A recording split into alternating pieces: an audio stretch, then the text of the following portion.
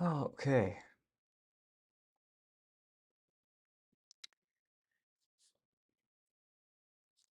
So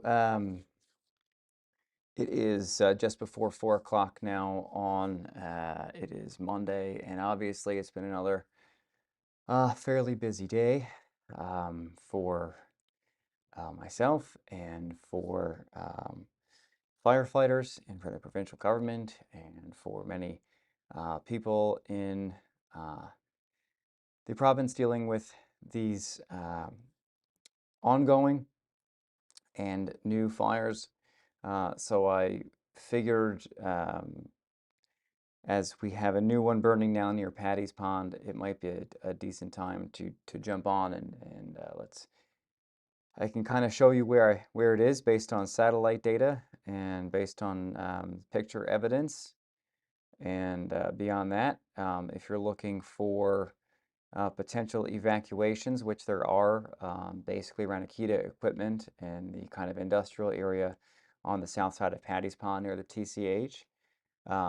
If you're looking for more evacuation info, that will come from the government. So make sure to check for that. But based on the direction the fire appears to be burning, while it's not obviously a good situation to have a new fire, um, best case scenario was it was burning directly toward Paddy's Pond, and based on satellite imagery, that is kind of what I'm seeing, and I can actually pull that up for you here. So what we're looking at here in Google Earth is basically hotspot imagery from NASA's FIRMS service, which is Fire Information Resource Management System. And so each one of these red squares is a satellite indicated hotspot. And so we are in Google Earth and we can zoom right in. And so what we can see is the fire is burning directly toward Paddy's Pond. The wind today is from the west-southwest, which will push the fire more east-northeast. And so a lot of the uh, aircraft hangars and the industrial kind of area to the south of Paddy's Pond for the moment looks like it's south of where the fire is burning. The hope is that it stays that way. That being said, the fire risk today for the Avalon and for eastern parts of Newfoundland is extreme. And essentially, what that means is as the fire burns, it will burn very hot. And I think a lot of folks hear that and they think, oh, well, every fire burns hot, Eddie, and that is true. All fires burn hot. But when it comes to wildfire, they can burn at varying temperatures. So yesterday, for instance, at the Kingston fire, it wasn't burning as hot as the last couple of days. So the smoke wasn't billowing as high, the fire wasn't growing as quickly. Today, unfortunately, that seems to be the opposite. I was hoping we'd have a little more moisture in the air today, based on what I saw this morning, but it looks like that might be delayed until about Wednesday for eastern areas of the island, unfortunately. And so when we're looking at a fire like this, and again, I'll pull the hot spots back up for you here. Yes, it's burning into the pond, but these fires can move as much as 5 kilometers per hour given the weather conditions today, and embers can be carried quite a distance away. In fact, from the research I did earlier, it shows embers can be carried potentially as many as 1 to 2 kilometers away from where the fire is burning. Luckily, Paddy's Pond is about that long, so I'm hopeful that this kind of acts as a natural barrier to the fire. That being said, it's something we're going to have to kind of watch very closely as the Cochrane Pond campground kind of sits just on the opposite side of Paddy's Pond there, and there's obviously some industrial elements to the south. I guess it's to the east there of the Trans-Canada Highway. So something to kind of keep in mind and watch as we kind of go through time. Now, part of the reason, excuse my reach here, the fire is burning so hot and effectively today, and both fires are really, is because A, it's very warm. We're looking at 26 degrees in St. John's right now, and off to the west, it's even warmer in parts of southern Labrador. It was warmer today as well. We're also looking at these really, really low dew points The dew point in St. John's is 10 degrees right now, and that's actually dropped a little bit from just last hour when it was around 12 or 13 degrees. And so that puts the relative humidity around 36%, which is pretty well the lowest that we're seeing almost across the island right now. And so when we combine, as I kind of alluded to in my forecast post this morning, where again I was hoping for a slower fire growth today, when you combine the warm temperatures, the low humidity, and the wind, these are three things that wildfires need to be warm, so warm temperatures, high wind speed, which we have, or moderate, 30, 40 kilometers per hour, and low humidity.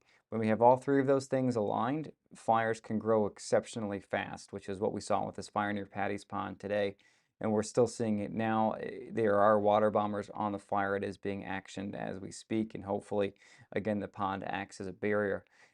If you can just moderate one or two of those things, so you bring the wind speed down, temperatures come down, or humidity goes up, even with warm temperatures, the fires don't spread nearly as effectively. But unfortunately, we're looking at kind of the three worst things for fire right now. On top of that, it's extremely, extremely dry. Air quality warning is now in effect for St. John's and vicinity, the southern shore, and the Avalon North, and that is from the smoke from that fire burning near Paddy's Pond. That was a little easier to see on satellite earlier, but now it's actually kind of being picked up by the radar. And so here is the satellite and radar imagery, and we'll just take this full screen. And what I want to show you here is you could see the smoke pretty clearly from that fire burning near Kingston earlier, and I'll highlight it here. That's the smoke from the fire burning near Kingston before it got obscured by some high-level cloudiness, which is obscuring that. It's still going. But what the high-level clouds don't obscure is the radar, and so sometimes when the smoke is billowing really, really high, because there's particulates in there, the radar will actually pick up that smoke, and it is doing that. And so what you're looking at in this area here, this is the smoke from the Kingston fire being blown mostly offshore toward the kind of east-northeast. And then as we go down further south, we can also see this plume here of smoke. And obviously, because I have this gray layer turned on, you can't see Paddy's Pond there. But this here, this is also smoke from that fire burning near Paddy's Pond. And the fire is likely sitting somewhere back in here. And the wind is pushing all the smoke. Wow, that doesn't look very good. Let's see if I can do this again. So the fire is sitting somewhere back in here, and the wind is generally pushing the smoke and the fire kind of in that direction toward the east-northeast. And again, the fire is bumped up very close to Paddy's Pond. So we'll take this again. So you can't see this on my map here, but you can see it right there. That's the hope, is that that acts as a barrier. But again, I don't know for certain that it will. So it's something just I'm going to watch really, really closely here as we get into the afternoon. I just want to check in while I'm looking at this for any alerts. I don't see any. And so that's, essentially what we are looking at. But this fire near Paddy's Pond is putting off a lot of smoke. If I actually can come back here, I'll show you a couple of pictures now. So this picture was taken by Melissa Rosella earlier. So that is the smoke from the fire, again, up near Paddy's Pond. And then I had this video sent in earlier as well by Tony English. And that is from, I think, the eastern side of Paddy's Pond, looking out toward where the fire is burning. And there you can see the water bomber is actioning the fire, actually drops some water, flies right through the smoke. Those pilots are amazing individuals, and they are certainly heroes, and they are doing really what needs to be done. And the only thing that can be done right now is to fight these fires from the air.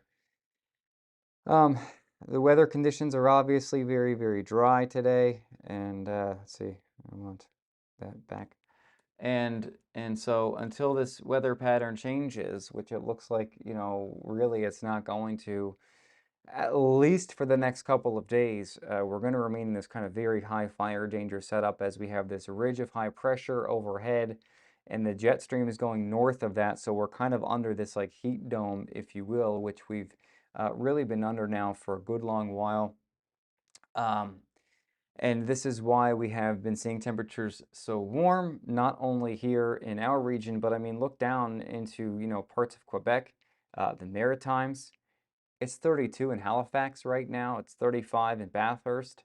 It's literally warmer in Corner Brook than it is in Boston and Philly at the moment. So we are seeing some unseasonably warm air. This is something I was very concerned about going back to last week with the dryness and essentially the lack of rain and the fire danger being significant, and the fires already started.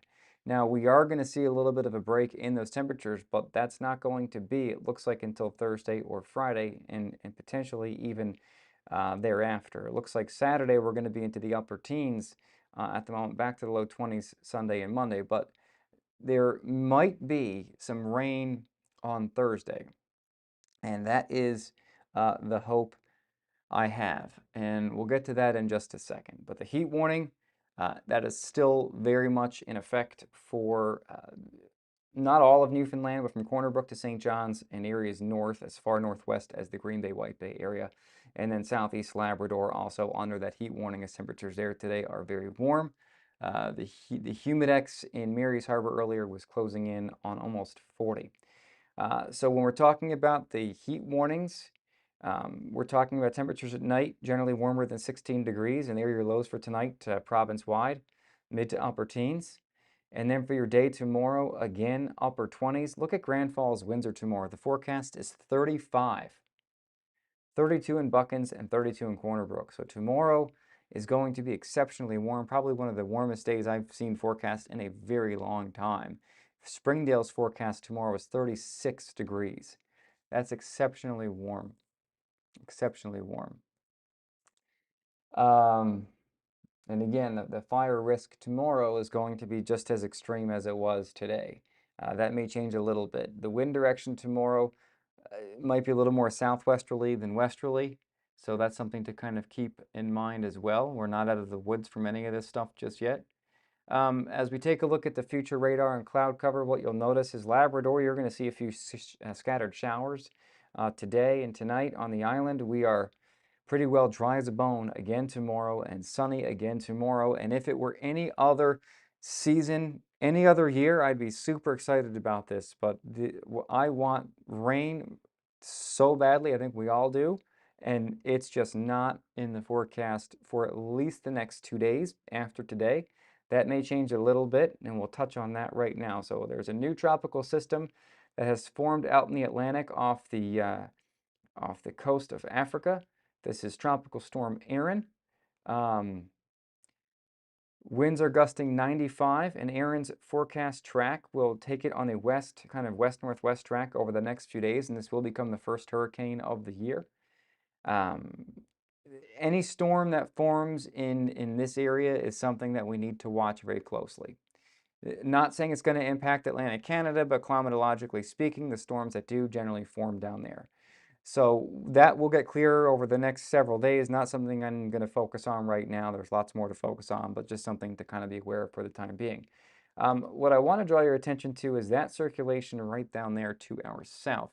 And I have it highlighted here. And this is a potential area of tropical development that the National Hurricane Center is paying attention to, even though it's quite far north. The thing about this is this may bring us some rain by Thursday, and that is the hope that I have here.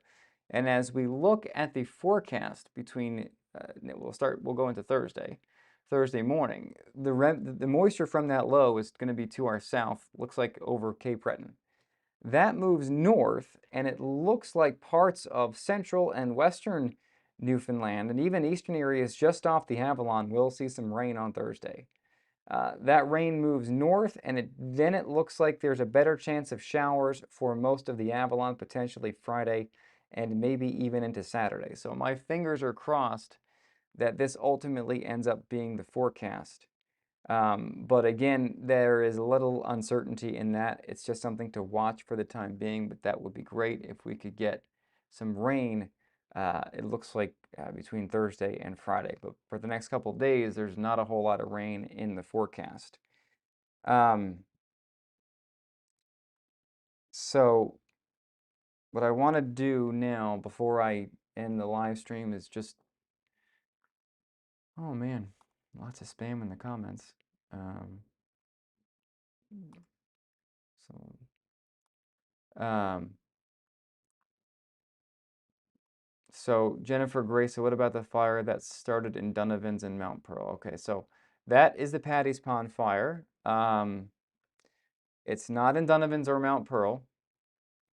So I'm just trying to get some information now on that fire. Let's see if I can find anything on Twitter right now, anything I missed.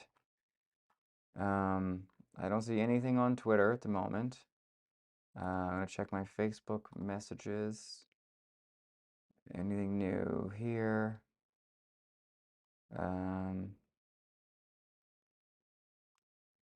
So I am getting some reports that the smoke is really thick in Paradise, and that is certainly a possibility, which is why the air quality alert was issued. It does look like, I'm trying to see some more photos here. There's a lot of smoke from this fire, folks. I mean, I'll just pull this back up. There's a lot of smoke from the fire here, right? So this is a video I got earlier. A lot of smoke from the fire.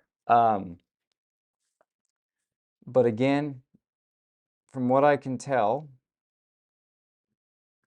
and it's hard to get any firm data because it doesn't exist for stuff like this in situations like this. Most of the fire, and these are relatively new, let's see when these are put out. These are new hotspot. These are relatively, I don't say relatively new, but all these were detected in the last 11, 17, 18 UTC, which is just after, yeah, that's 518, 418, 318, it's like 245-ish. So all of these, as I talk to myself here, all of these hotspots were detected by satellite like within the last couple hours. And so again, what we're looking at is the fire is butted right up against Paddy's Pond. And so far as like outcomes go, while it's not ideal to have a fire going, the fact that it's gone right into Paddy's Pond is probably the best thing we could hope for, I think. That's just something to note for the time being, but we can see, the fire started back in this area here, and then it moved this way very quickly, and on days like today, it can move as much as 5 kilometers per hour based on the wind and the dryness in the air. Whether the fire makes the jump over the pond and ends up somewhere down in here is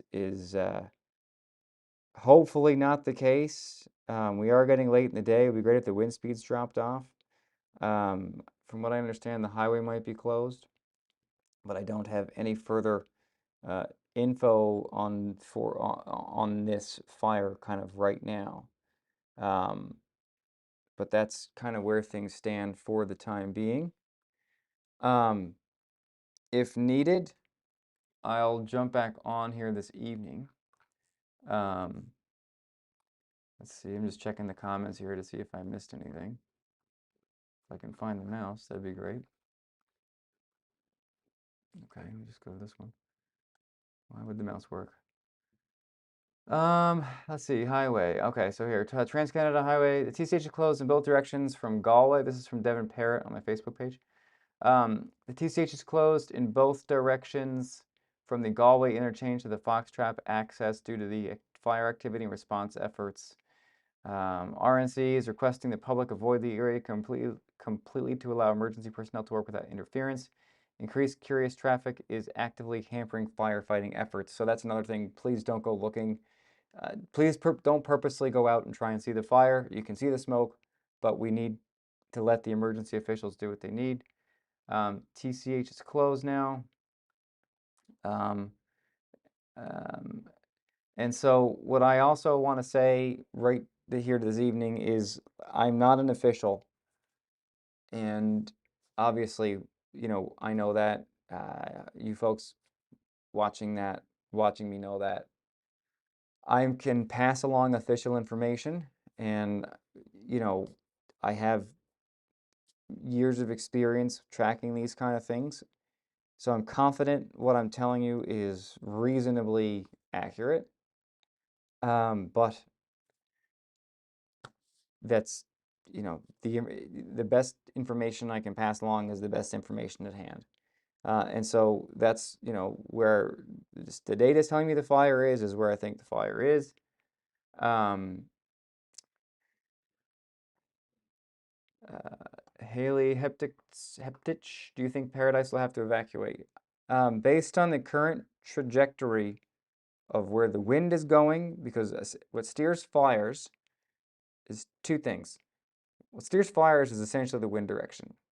So if the wind is from the west, the fire will move to the east. It gets pushed to the east. A little bit of growth on the north and south side, but generally kind of moves to the east. With respect to this fire, wind is west-southwest, so it's moving kind of on an east. It's not quite moving west, and it's not quite moving northwest. It's moving kind of, or it's not quite moving east, excuse me, or northeast. It's somewhere between, it's like east-northeast seems to be the direction the fire is moving. And so based on the trajectory of where these hot spots are, and they're very consistent along this line here, we're not seeing a lot of spread in, hold on, sorry. We're not seeing a lot of spread up into this area, or at least we weren't when we had the last pass from the satellite system, and we weren't getting a lot of spread down on this side either. So the thought that I'm having is the fire is, it was moving this way, and if it were to jump, it would be somewhere in here. Hopefully, again, that's not the case, because what sits out in front of it is Southlands, and that's Glendenning Golf Course out in here. Not saying that that's a possibility. I'm just saying, like, that's, if the fire is moving, that's, east northeast. But like all of this stuff that you're seeing here, this is like kind of the back end of Paradise. This is, I think, Three Island Pond in Paradise. This is not Paradise. Maybe it is Paradise. Looks like a quarry of some kind. But it's south of most of that stuff. And again, there's a lot of water here, so my hope is that the pond will do its thing and be a natural barrier to the fire. So far, I haven't heard that the fire has jumped the pond in any capacity, and I hope that that ends up ultimately being the case. Before I hop off here, I'm just going to check in on my Facebook messages once more and check Twitter to make sure that I haven't missed anything. Earl Noble, former colleague of mine, excellent at what he does. There's ash in the air tonight in Bowering Park. Turn off anything that pulls in air from the outside if you can. That's something else of note as well. So again, we have this air quality alert here in effect, air quality warning. And so as areas kind of immediately downstream of the smoke, it will directly impact air quality, and the air quality can be quite bad around these fires. And so it'd be bad enough that it would affect everybody, probably fairly equally. And that might be something we deal with here this evening across more of the metro area. Is the smoke getting a little more dispersed and impacting air quality a bit. Rodney Barney said Goose Bay got to 34 degrees today. That's another random stat I'm just reading out loud here. Okay, 501 forest fire westbound near Harbor Arterial Overpass West. All lanes closed. Activities. Okay, so the fire is impacting traffic, as we know. So folks trying to get home. Wonder if that's going to show up on Google Maps. It may or may not, because Google Maps has a traffic feature. So I'm going to jump on and see if I can pull up the traffic layer. Layers, traffic, there we go. Let's see, okay, there's the road closure. And it's always, yeah. Okay, so it looks like the highway is okay. I wish I can, let me see if I can pull this up for you, actually. I can show you where the highway is closed from. Give me a second, and I'll get that pulled right up. Just hang with me. Um, please don't, there we go. Okay, so the highway is closed. I'm just trying to get this pulled up for us. So I can show you where that is. We go to layers and traffic. And now, in theory, if I just, oh, don't want to do that. Preview mode. And I need to change you, nope, not you, to Google Chrome. And then, sorry folks, I'm talking to myself here. That's seems to be a theme of mine. Okay, so here is, so this is Google Maps. There's a live traffic feature that we can see. And so there is where the closure is. Okay, so the closure is from Foxtrap Access Road and basically right by Atlantic Trailer and Tractor. So looks like it's the new Galway interchange, which is I think what was said all the way down to Foxtrap Access Road. That's where the highway is closed, and again the fire is burning basically somewhere in here, over by Paddy's Pond, somewhere down there. So that's what I can tell you for the time being. This is, you know, unprecedented in my time in Newfoundland and Labrador, dealing with these fires. I haven't seen anything like this. Someone said you can't see what I'm talking about. You should be able to see it now. I think. So, okay, so this just came in. Official advisories for Conception Bay South and beyond. Get ready for possible evacuation. The town of Conception Bay South has reiterated urgent warnings for residents to prepare to leave if conditions change. The temperature map was still up. Okay. How about now? Is the temperature map? It shouldn't be up anymore. Now it should be the traffic map. Hang on. So there we go. Okay, so that is the traffic map. And that's where the road is currently closed, and that's where the fire is burning currently, somewhere around Paddy's Pond. All the action is going to be in here right now on the fire. And again, the winds are from the west to southwest, which for the moment is not great, but it's potentially as kind of good as we can ask for, I think, given what's going on. But as more info becomes available, I'll pass it along as best I can. Obviously, stick to official channels for updates. I would imagine my colleagues at NTV will have full coverage on this starting at 5:30. So I'll be covering it. I'm sure they'll have up-to-date information as well. Again, that's when their show starts 5:30 for first edition, and then the news hour between 6 and 7. So basically, you know, they'll have that news, and I'll be covering this as best I can with respect to the weather and where things are headed. So follow the app, follow me on Facebook, and I'll put more info out as I can. All right, so stay safe, listen to officials, and for those of you in parts of CBS that are potentially in potential evacuation zones, keep that in mind. Sydney Ryan says, is there any wind direction change in the forecast? I don't believe there is, unless it's toward the southwest, which would be less than ideal right now. The wind is supposed to remain from the west southwest basically through tomorrow. Um, Tomorrow does not look as windy as today, and Thursday does not look as windy either, and Thursday looks cloudy and more damp.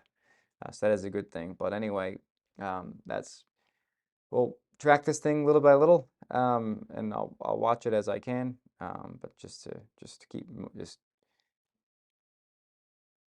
try and pay attention. Try and what am I trying to say here? Follow official channels for updates. Listen to what your officials are saying, and if I get any new info, I'll pass it along to you as soon as I can. I'm sure we'll be talking again at some point this evening. So stay safe, and have a as good of a Monday evening as we possibly can.